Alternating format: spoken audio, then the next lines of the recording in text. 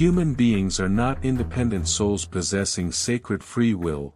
We are nothing more than biological machines composed of malleable wetware, waiting to be reprogrammed by whoever holds the right tools.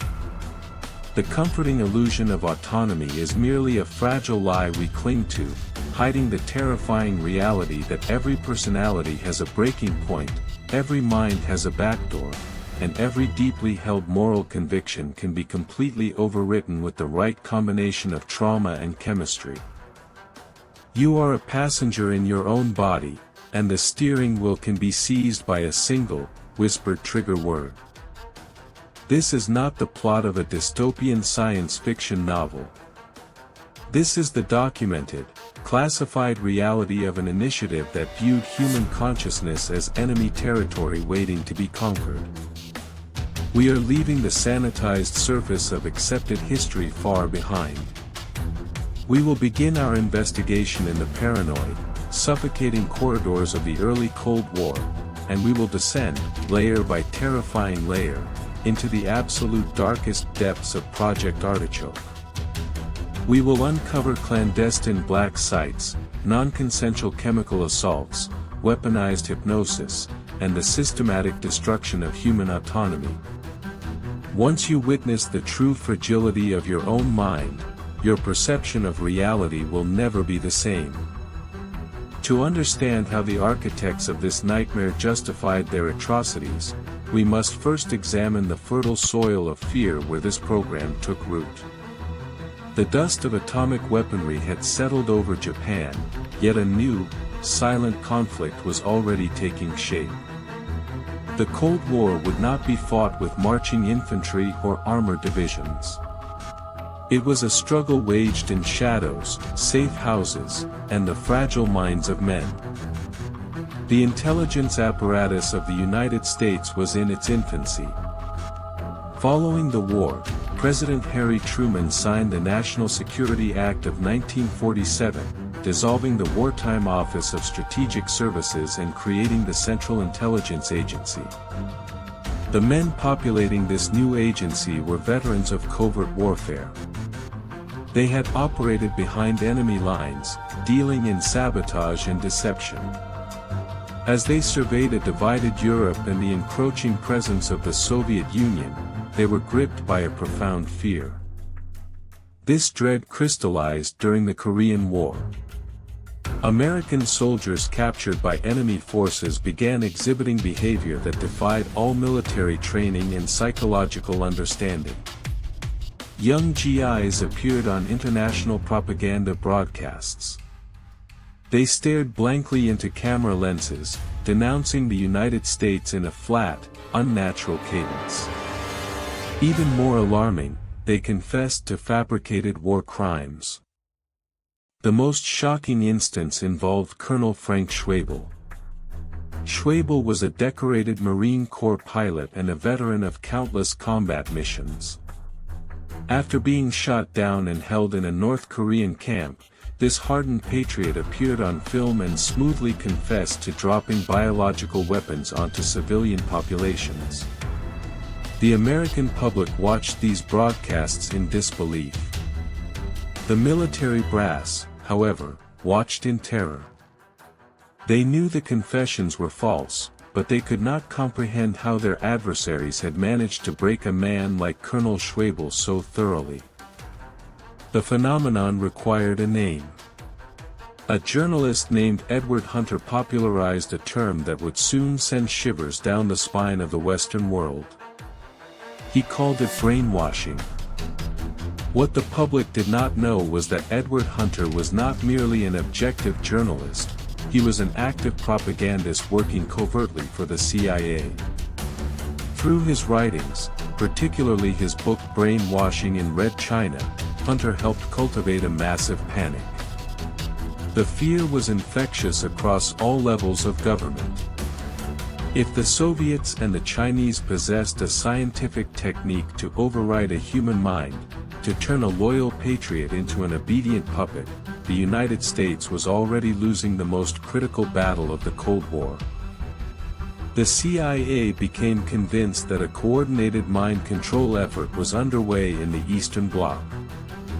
They believed a mind control gap existed, similar to the nuclear missile gap, and they were determined to close it by any means necessary, regardless of the human cost or the ethical implications.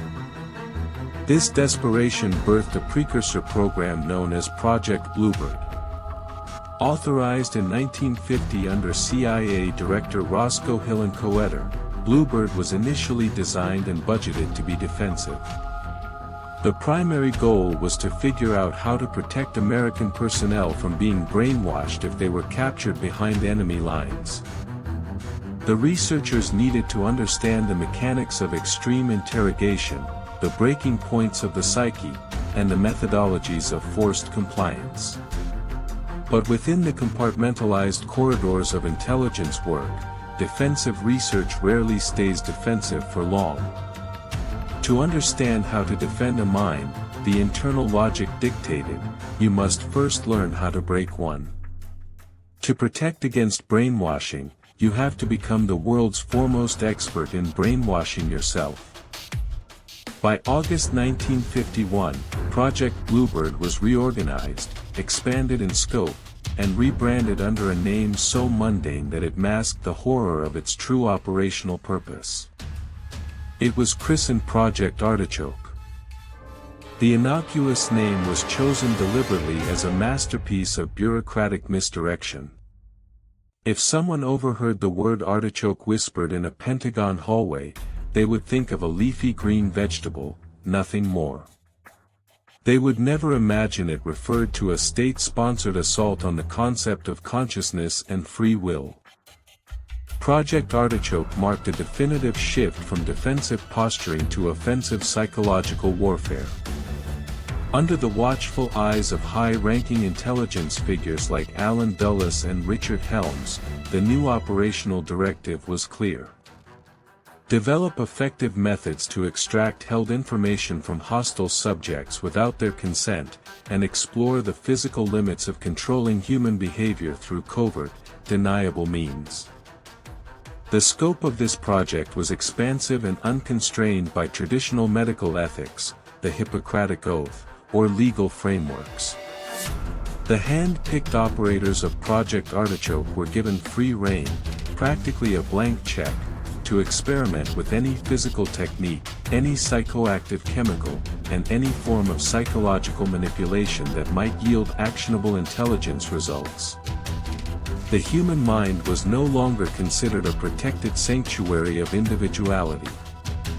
It was viewed as a complex biological lock waiting to be picked, a fleshy machine waiting to be reprogrammed. It is crucial to understand the compartmentalized mindset of the specific men who directed these clandestine operations. They did not wake up in the morning and view themselves as villains. They saw themselves as pragmatic patriots fighting a literal, do-or-die war for the survival of Western civilization. In their minds, the Soviet communist threat was so absolute that standard human morality was considered a naive luxury they could no longer afford to indulge.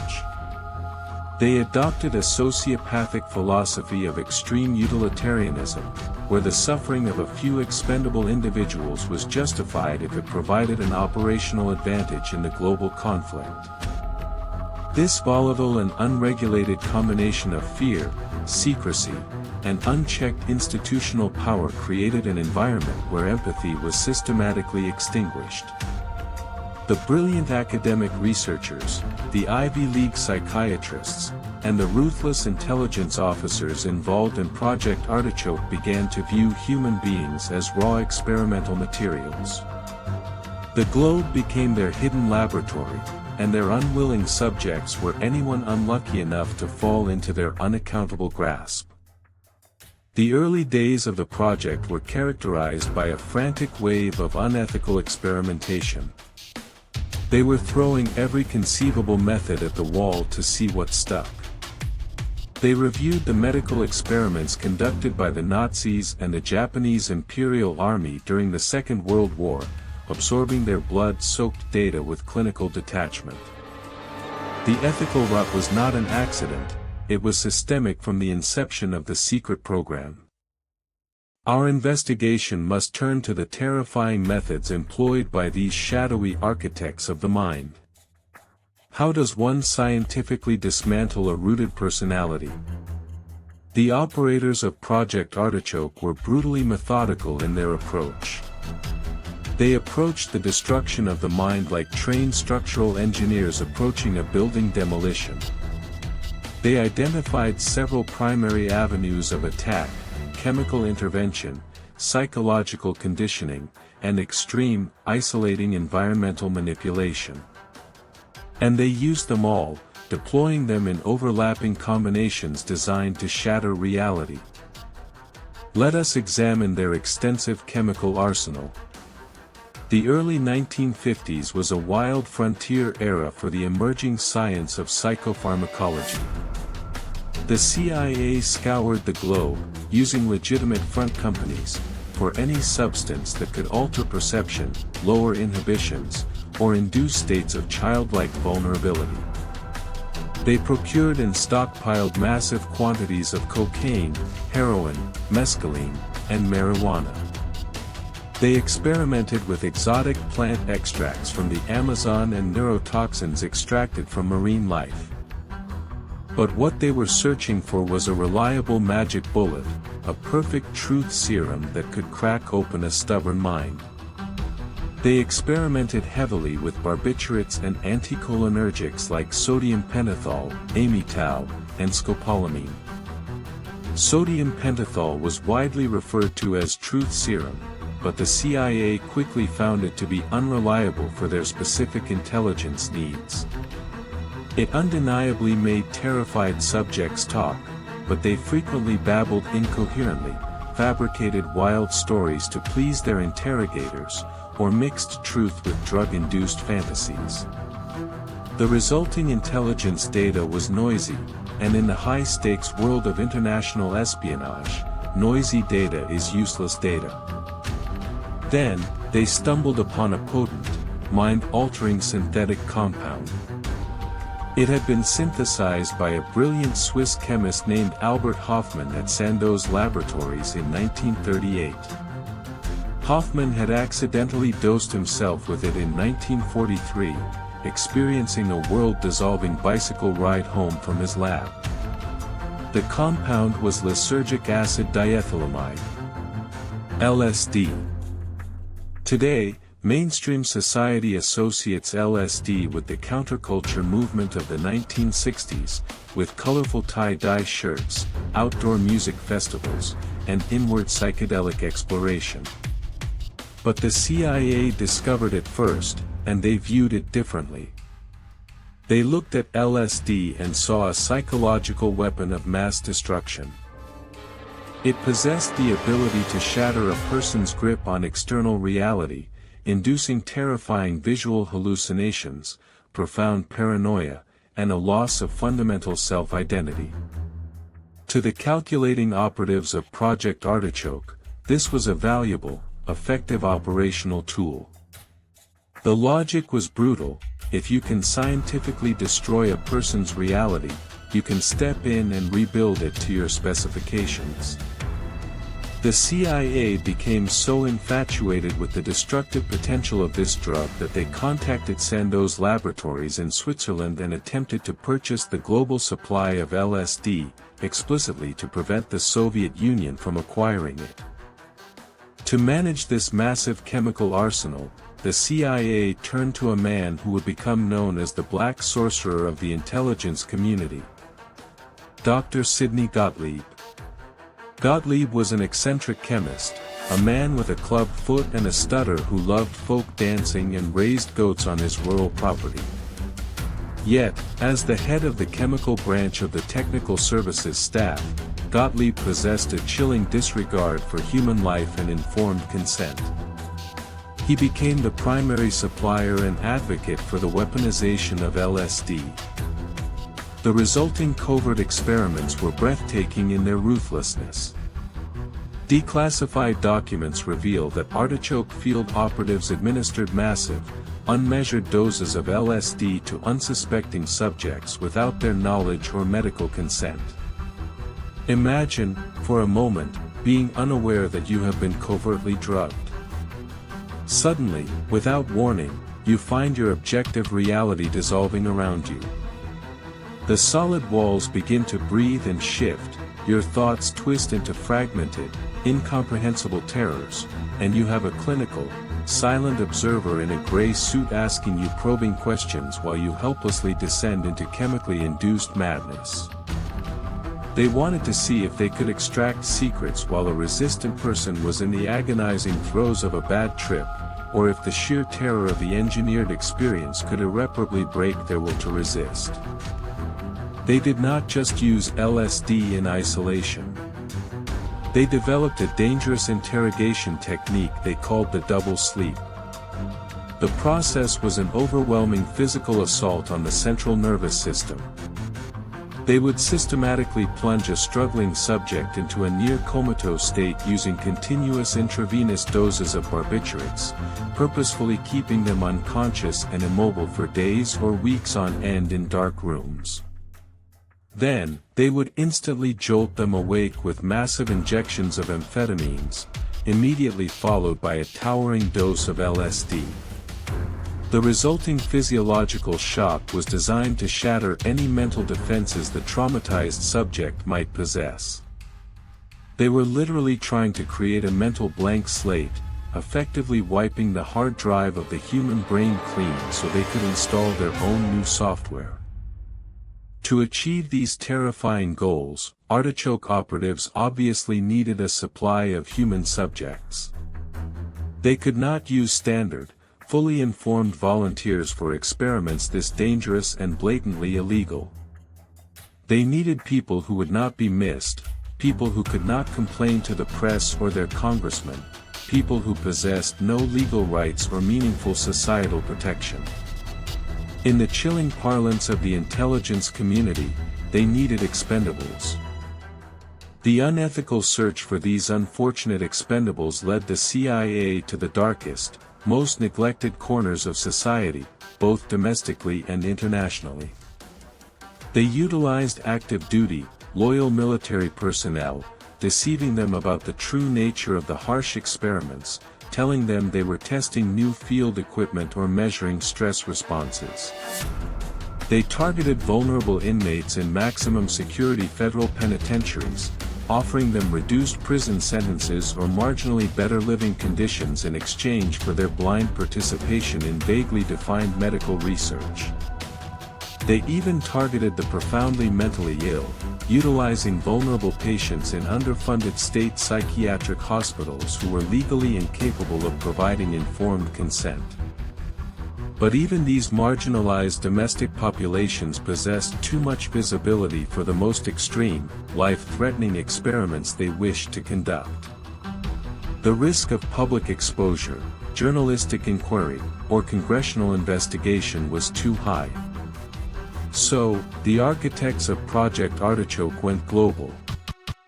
The CIA covertly established a vast, efficient network of clandestine black sites, hidden, undocumented facilities operating outside the bounds of international law, basic human morality, and congressional oversight. These secure sites were established in cooperative allied countries throughout Europe and Asia, safely far from the prying eyes of the American free press or the complex legal system. One of the most notorious of these early black sites was known as Camp King, located near Frankfurt, Germany. Camp King was a sprawling facility that had ironically served as an interrogation center for the Luftwaffe during the Nazi regime. Now, it was operated by American intelligence. In a disturbing twist of historical morality, the CIA utilized former Nazi doctors and scientists, men who had been quietly brought to the United States under Operation Paperclip, to assist in their brutal interrogations. These were men who possessed direct, practical experience in non-consensual human experimentation, and the CIA was more than willing to overlook their monstrous pasts in exchange for their dark expertise. The victims forcibly brought to these dark sites were frequently suspected double agents, unproven accused foreign spies, Soviet defectors whose loyalties were questioned, or innocent individuals swept up in the chaotic intelligence sweeps of the early Cold War. They were desperate refugees, abandoned prisoners of war, terrified people with no active country and no one to advocate for their survival. They were hopelessly at the mercy of their faceless captors. They were frequently subjected to agonizing weeks of terrifying sensory deprivation, locked in pitch black, silent, padded rooms. The human brain requires constant external sensory input to maintain a firm grip on objective reality.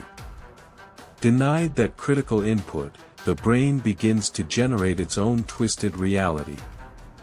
Subjects would begin to hallucinate intensely, losing their sense of time, physical space, and their core identity. When they were finally dragged out of total isolation, their minds were fragile, malleable, and desperate for any form of human connection or basic relief. It was precisely at this point of maximum vulnerability that the Artichoke interrogators would strike. The surviving documentation of these overseas interrogations is agonizingly sparse, obscured by thick black redactions, and horrifying in its clinical detachment. Operatives routinely wrote sterile memos detailing how a resistant subject was broken after 14 solid days of total sensory isolation, immediately followed by a massive intravenous dose of pure LSD and aggressive, repetitive hypnotic suggestion. They spoke of fully grown, hardened adult men reduced to a terrifying state of infant-like dependency, weeping uncontrollably on the concrete floor, soiling themselves in sheer terror, and fruitlessly begging for the endless interrogation to stop. But psychotropic drugs and isolation were only one piece of the puzzle. Project Artichoke was also heavily invested in the dark art of weaponized, manipulative hypnosis. We are not talking about simple, entertaining stage hypnosis. This was weaponized, clinical, coercive hypnosis, driven by the most advanced psychological theories of the time. The researchers were fascinated by the work of psychologists like Dr. George Estabrooks, who openly claimed that he could successfully hypnotize a subject to commit acts of sabotage and espionage without their conscious knowledge. The sought-after goal was to reliably induce a deep, somnambulistic trance state, a level of hypnotic suggestibility so deep that the helpless subject would bypass their internal moral compass, their lifelong religious beliefs, and even their basic self-preservation instincts. The Holy Grail, the pinnacle of this dark research, was the theoretical creation of what they termed a Manchurian candidate. A programmed, undetectable sleeper agent. The chilling concept was simple in basic theory, yet infinitely frustrating to execute. Take a normal, unsuspecting citizen. Induce a state of deep, unbreakable hypnotic trance. Implant a suppressed, specific behavioral command, tied tightly to a unique trigger word or a specific visual cue. Instruct the hypnotized subject to perform a high-level act of espionage, physical sabotage, or a targeted assassination immediately upon receiving the precise activation trigger. And finally, implant profound, impenetrable amnesia, ensuring the subject wakes up with no memory whatsoever of the intense programming sessions or their intended lethal action. They would seamlessly go back to their normal, everyday lives, unaware that they were a walking biological weapon, silently waiting in the shadows to be eventually activated by their hidden masters. Let us dig deeper into the absolute darkest corners of the classified archives. Let us look closely at the actual physical documents, the pieces of paper that were calmly passed across mahogany desks in Washington, authorizing these unspeakable atrocities. There is one specific, unsettling figure who looms large in the dark history of Project Artichoke, a man whose classified name is rarely spoken outside of intelligence circles but whose actions cast a long shadow over the history of the program. His name was Morse Allen. Morse Allen was not a cartoonish mad scientist working in a hidden laboratory, nor was he a physically rugged field operative. He was a quiet, unassuming career bureaucrat, a dedicated intelligence officer who believed fanatically in the absolute necessity of his gruesome work. He became the CIA's top hypnosis researcher, the primary driving force behind Artichoke's most aggressive, illegal research into programmed assassination. Allen was intensely obsessed with the concept of the perfect, untraceable hit. In January 1952, an internal memorandum was drafted that stands today as one of the most chilling documents ever produced by any agency of the United States government. The memo discussed what it termed the disposal problem. The disposal problem referred directly to the logistical challenge of what the intelligence agency should specifically do with individuals who had outlived their operational usefulness, who knew far too much about secret operations, or who were suspected of secretly being double agents. The memo coldly and analytically evaluated various traditional methods of execution, but concluded that simple murder was far too messy, too likely to draw unwanted public attention or spark major international diplomatic incidents. The ideal solution, the memo explicitly suggested in sterile, bureaucratic prose, was to use advanced artichoke techniques to efficiently solve the disposal problem. The theoretical scenario carefully outlined in the document is a masterpiece of sociopathic institutional planning. The plan was to acquire a subject, a designated expendable. Through a brutal, sustained combination of chemical sedation, agonizing sleep deprivation, and intense, repetitive hypnosis, the subject would be programmed to assassinate a specifically predetermined target. Crucially, the programming would mandate the inclusion of a powerful post-hypnotic suggestion guaranteeing absolute, unbreakable amnesia. The fully programmed subject would then be released back into the real world, secretly armed, and placed in close physical proximity to the designated target. Upon visibly seeing the target, or upon hearing a specific trigger phrase spoken aloud by a hidden handler, the deep hypnotic command would instantly activate. The subject would perform the assassination mechanically, without any human emotion or a single moment of hesitation. Afterward, due to the induced chemical and hypnotic amnesia, they would be unable to explain to anyone why they had suddenly committed the violent act. If they were subsequently captured by local law enforcement authorities, they would appear to be a lone, deranged individual acting on their own bizarre impulses. They could not confess to being part of a CIA operation, because they legitimately would not know they were part of one. And if the programmed subject was killed by local security forces during the chaotic assassination attempt, it was considered an operational success. The perfect, closed-loop operation, insulating the agency from any potential blowback or public scrutiny. Morse Allen did not merely write abstract, theoretical memos about this terrifying concept.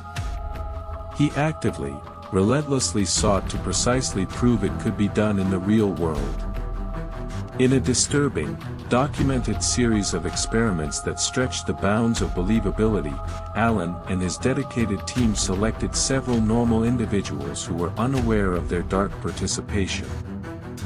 In one infamous instance, they targeted a young female secretary who worked directly within the CIA agency itself. Through a long series of routine sessions, under the false guise of routine psychological evaluations or simple relaxation exercises, Allen systematically hypnotized her. He slowly, methodically bypassed all of her conscious mental defenses and successfully built a powerful post-hypnotic trigger deep within her subconscious mind. The trigger was a simple, specific word. When spoken aloud, the young secretary would instantly enter a state of deep, somnambulistic trance, responsive to Alan's commands, her own free will utterly subsumed by his. To rigorously test the operational efficacy of this programming, Alan set up a terrifying, realistic simulation. He deliberately placed an unloaded, heavy pistol on a small table in his office. He calmly called the secretary into the room. He clearly, forcefully activated the trigger word.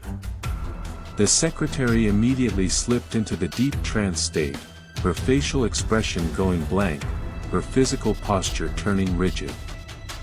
Alan then explicitly commanded her to pick up the heavy pistol, walk purposefully into the adjoining room, and shoot a female colleague who was sitting quietly at her desk working.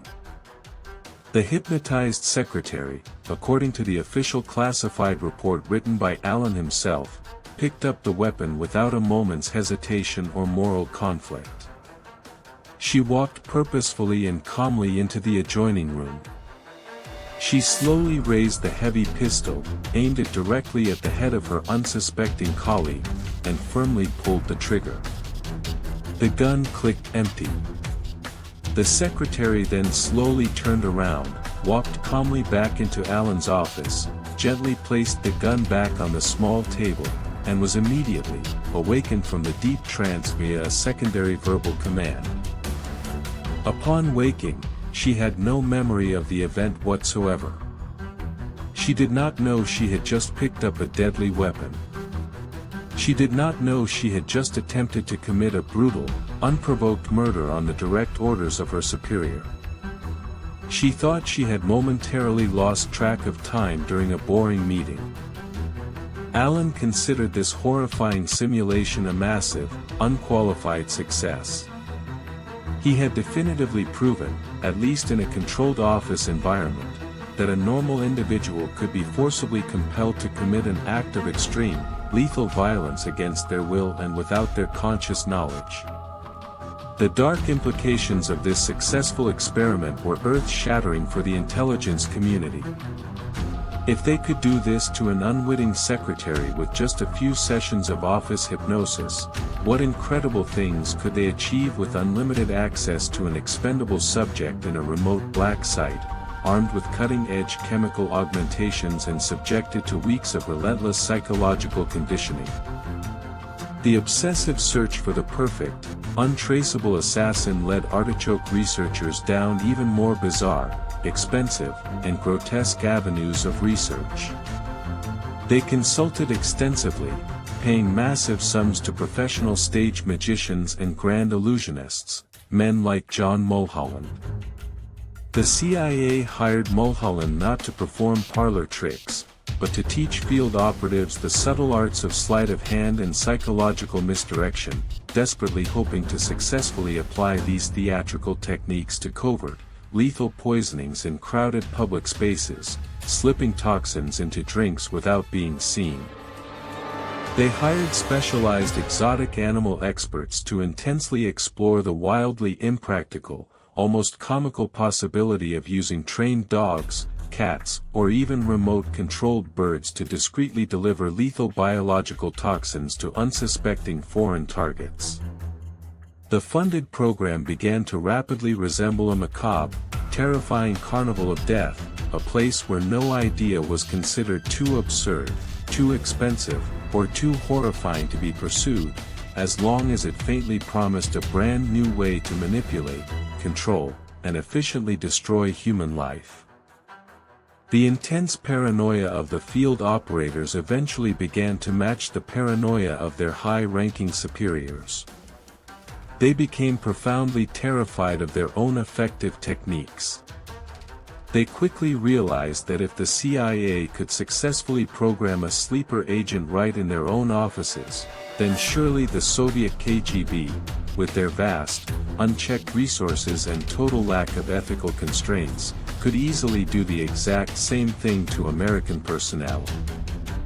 This terrifying realization led to frantic, widespread efforts to develop reliable methods for detecting hypnosis or chemical conditioning in their own returning personnel.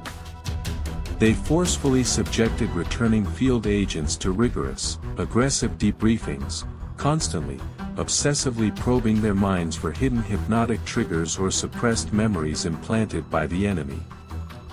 They used questionable polygraphs, massive doses of their own truth serums, and aggressive counter-hypnosis to try and uncover purely theoretical Soviet programming. The tools and techniques they had initially created to supposedly ensure national security had actively spawned a new, destructive breed of terror within their own ranks. The complex minds of their own loyal operatives were now viewed with intense suspicion, seen merely as potential, volatile battlegrounds, fragile landscapes that could be secretly seeded with hidden psychological landmines just waiting for a Russian handler to remotely detonate. The intelligence agency began to slowly eat itself alive with its own manufactured paranoia. As the paranoid 1950s slowly progressed, the massive bureaucracy of the CIA shifted. By 1953, a new, ambitious and well-funded directorate was taking shape. The men overseeing the horrors of Artichoke realized that their specific mandate, broad as it was still too narrow for their ultimate, terrifying vision. They wanted to expand their research into the nightmarish areas of biological and radiological warfare. They wanted to consolidate all classified research relating to behavioral modification, chemical interrogation, and covert action under one massive, centralized, funded umbrella. Thus, the dark seeds of an even more infamous project were sown. The specific methodologies, the trained personnel, the twisted ethical framework, and the raw, bloody data collected under Project Artichoke were quietly, seamlessly transferred to a newly established, massive program.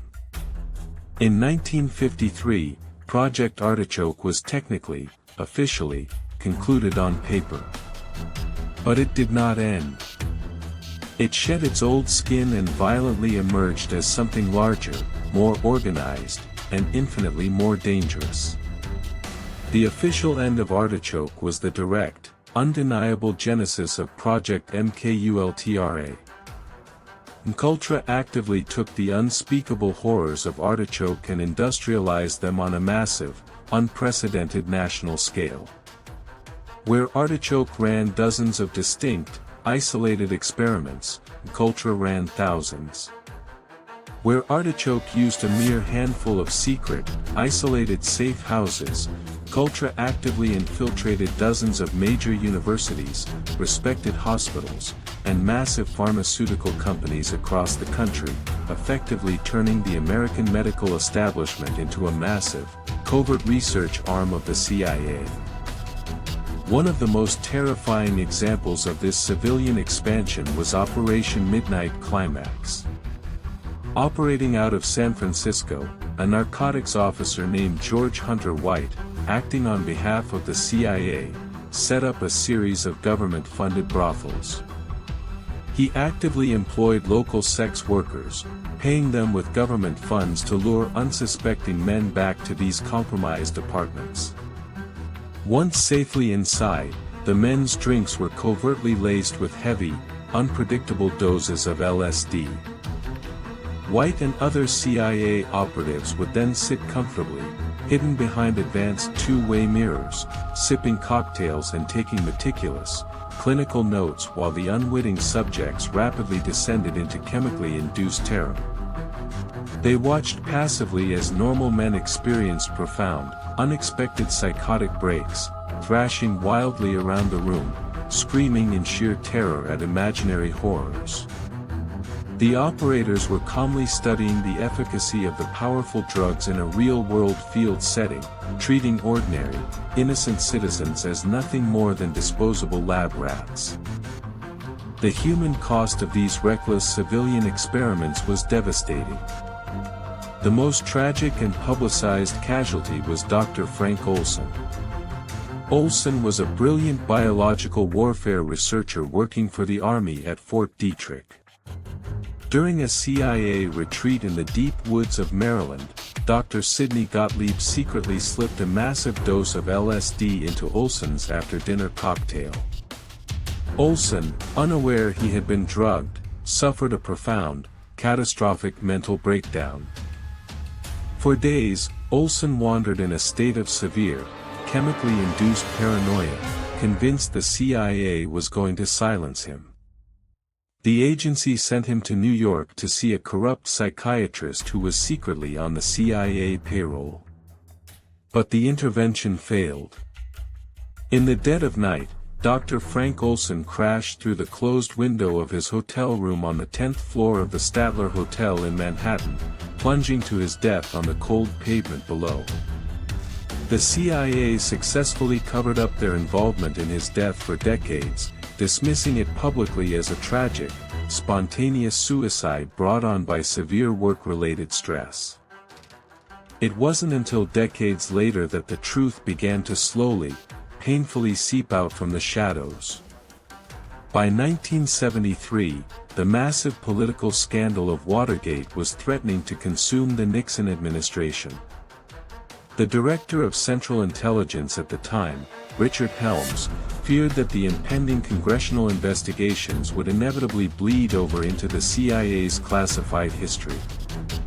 In a desperate, calculated act of historical erasure, Helms ordered the comprehensive, complete destruction of vast, unimaginable quantities of documents specifically related to Project Artichoke and Project MKUltra. Helms thought he had successfully buried the bodies. But bureaucratic incompetence is a powerful thing. In 1975, the historic, Tenth Church Committee, led by Senator Frank Church, began actively investigating abuses by the intelligence community. During this investigation, a massive cache of roughly 20,000 classified financial documents was miraculously discovered by accident. They had been misfiled in a remote record center and missed by Helms's destruction order. These dry, boring financial records definitively proved the existence of the mind control programs, detailing who was paid, what chemicals were bought, and where the secret safe houses were located.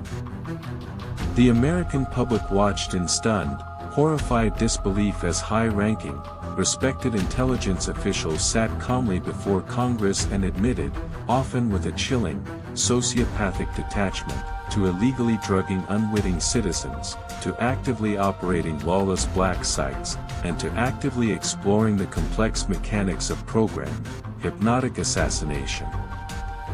But despite the shocking revelations, there was no true accountability. No one went to prison for the tortures inflicted under Project Artichoke. No one was prosecuted for the destruction of the lives of the expendables. Dr. Sidney Gottlieb, the black sorcerer himself, was granted legal immunity to testify, and he eventually retired comfortably, spending his final days peacefully folk dancing and raising goats, insulated from the monstrous consequences of his dark, unchecked ambition. As we slowly reach the end of our dark investigation, we are forced to confront the heavy, suffocating legacy of Project Artichoke.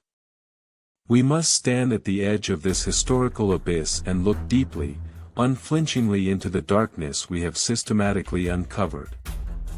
The vital, burning question is not what specifically happened in those hidden rooms, those clandestine black sites, and those compromised safe houses several decades ago.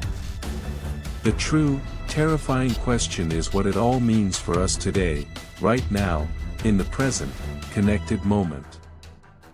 The advanced technologies of influence, the science of behavioral modification, have not remained stagnant since the formal closure of Project Artichoke in 1953. The crude tools of the Cold War, the chaotic doses of LSD, the clumsy, brute force hypnotic inductions, these are merely the blunt, primitive instruments of the distant past. They are the simple stone axes of early mind control.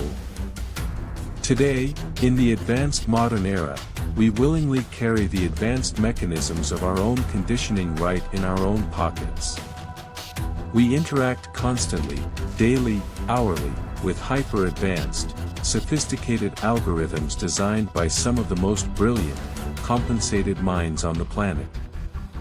These algorithms are explicitly, unapologetically engineered to fully capture our attention, to subtly modify our behavior, to predict our deepest desires, and to definitively shape our exact perception of reality. We willingly provide vast oceans of intimate data about our deepest fears, our secret desires, our political leanings, and our specific psychological vulnerabilities to massive, faceless corporate entities operating with absolute zero transparency and zero accountability. The shadowy, ambitious architects of Project Artichoke dreamed constantly of a perfect way to remotely, invisibly influence the specific thoughts and actions of a target population. They dreamed endlessly of a subtle, undetectable control. Look around you.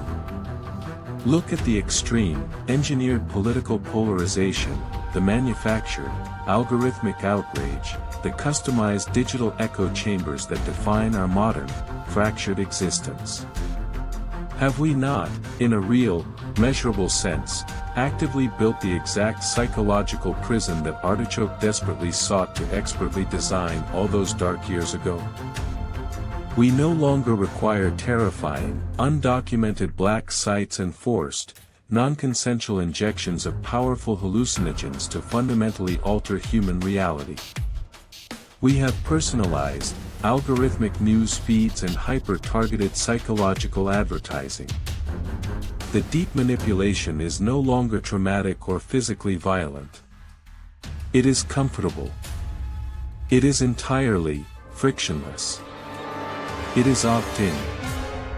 The true, lingering horror of Project Artichoke is not merely just that it happened in the distant past. The true horror is that the underlying philosophy, the core dark belief that human minds are natural resources to be efficiently managed, actively manipulated, and directed for strategic or commercial gain, never died. It adapted to the rapidly changing times. It evolved from the brutal, clinical, drug-fueled interrogations of the early Cold War into the silent, pervasive, totally algorithmic nudges of the modern, hyper-connected digital age. When you hear whispered, alarming stories of government mind control, it is easy to dismiss them as paranoid, unhinged fantasies or irrelevant historical anomalies. It is psychologically comfortable to believe that such profound darkness is securely locked away in the dusty archives of the past, defeated by modern oversight and intense public scrutiny.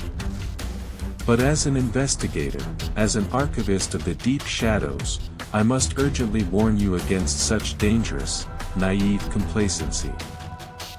The invisible line between the brutal, bloody experiments of Project Artichoke and the sophisticated, seamless behavioral modification of the modern world is not a solid, impenetrable wall. It is a slow, steady, slippery gradient. The intense, fundamental desire for total control, the deep urge to actively dominate the global narrative, is a constant, unyielding force in the basic architecture of power. And the complex human mind remains, as it always has been, the absolute ultimate, valuable prize. The dark, horrifying story of Project Artichoke is a grim, necessary reminder of what happens when immense, unchecked power operates in absolute, unquestioned secrecy, devoid of any ethical constraints or basic public oversight.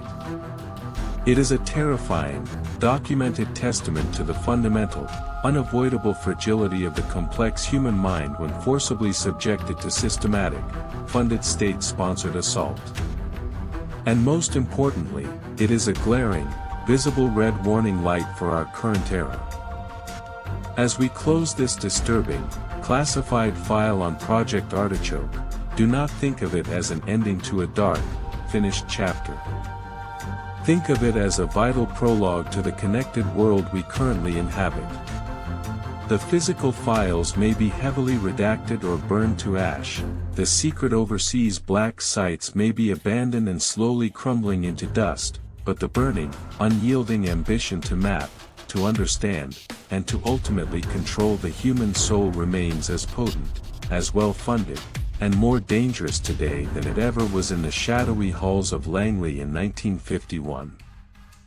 The next time you find yourself endlessly, mindlessly scrolling through a personalized feed, your deep emotions perfectly, precisely calibrated by millions of lines of unseen, proprietary code, ask yourself a vital, terrifying question. Are you making your own independent choices? Or are you simply responding to a sophisticated, evolved form of deep programming? The original, dark architects of Artichoke, the men who authorized the unspeakable atrocities, would be proud of the controlled world we have successfully built for them. The dark operation was a massive, unqualified success. The compliant patient never knew they were even on the cold operating table. Thank you for joining me deep in the dark. Keep your eyes wide open. Always question your deep perceptions and the unseen sources of your presented reality.